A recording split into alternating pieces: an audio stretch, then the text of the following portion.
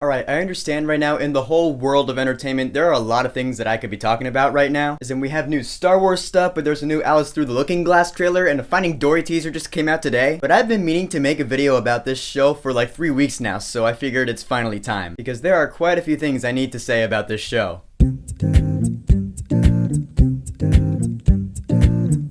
Supergirl, the series premiere, or at least the first 3 episodes. Okay, this is the show that I've actually been looking forward to because this is a B-list DC superhero. We haven't really seen too much of Supergirl. I mean, she was in Smallville, wasn't she? I think for a couple of seasons.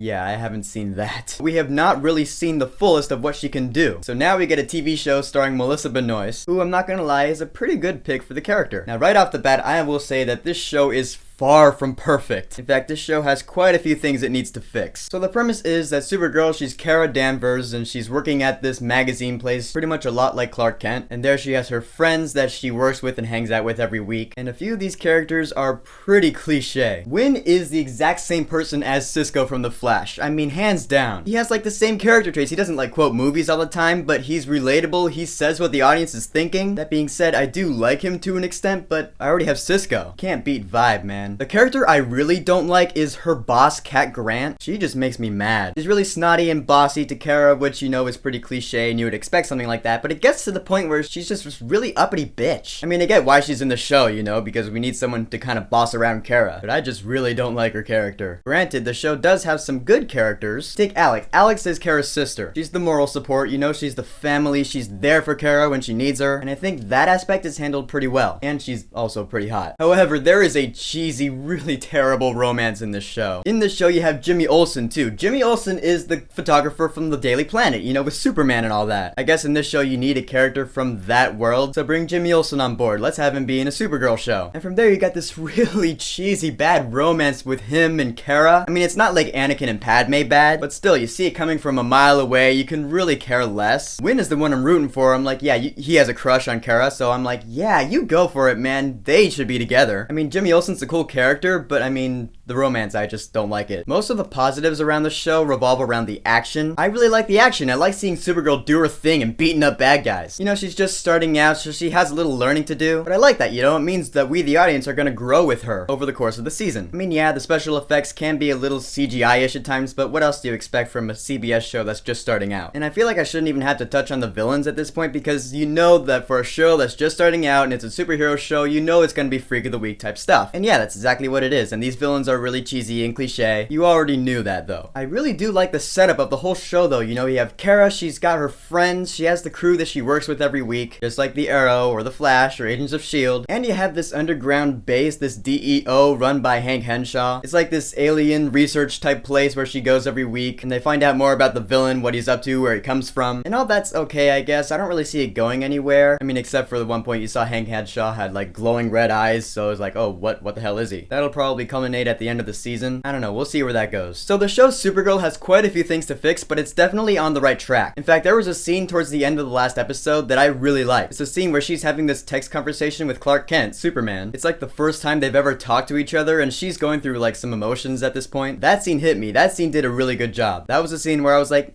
okay, I'll stick around for the rest of the season. We'll see how it plays out. And I really wish that it took place in the same universe as Arrow and the Flash, but I guess it doesn't. I just think she would be a nice addition to that universe. Now we have 3 different DC universes to keep up with, or 4 if you watch Gotham, which I don't. So Supergirl, have you been watching it? If you have, what do you think about it? Whatever you think, go ahead and leave a comment. And don't forget to subscribe.